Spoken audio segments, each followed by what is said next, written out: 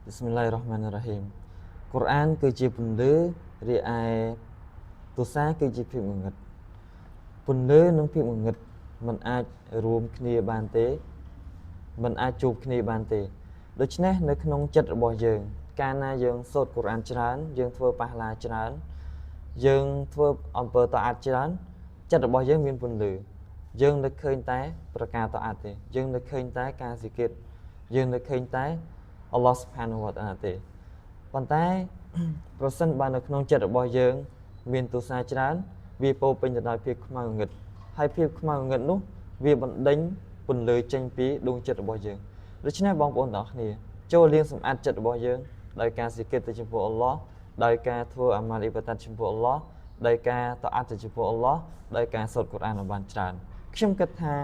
ការសូត្រកូរ៉ានវាគឺជាការស៊ីគិតដែល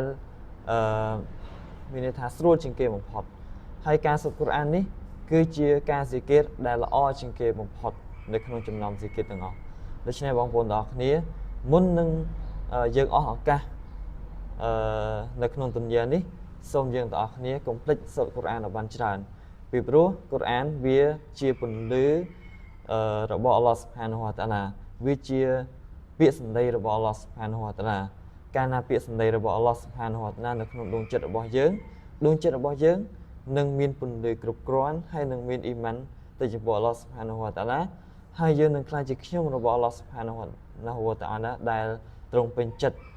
ហើយយើងនឹងក្លាយជាខ្ញុំរបស់អល់ឡោះស៊ុបហានវតាអាឡាដែលតអាត់ទៅចំពោះទ្រង់ដូច្នេះកាលណាតែអល់ឡោះពេញចិត្តយើងគឺអល់ឡោះស៊ុបហានវតាអាឡានឹងសម្រួលការរស់នៅរបស់យើងហើយទ្រង់នឹងធ្វើឲ្យយើងចូលឋានសួគ៌របស់អល់ឡោះស៊ុបហានវតាអាឡានៅពេលដែលយើងស្លាប់ទៅវ៉ាស្សាឡាមុអាឡៃគុំវ៉ារ៉ាហ្មាតុលឡាហ៊ីវ៉ាបារកាតុហ៍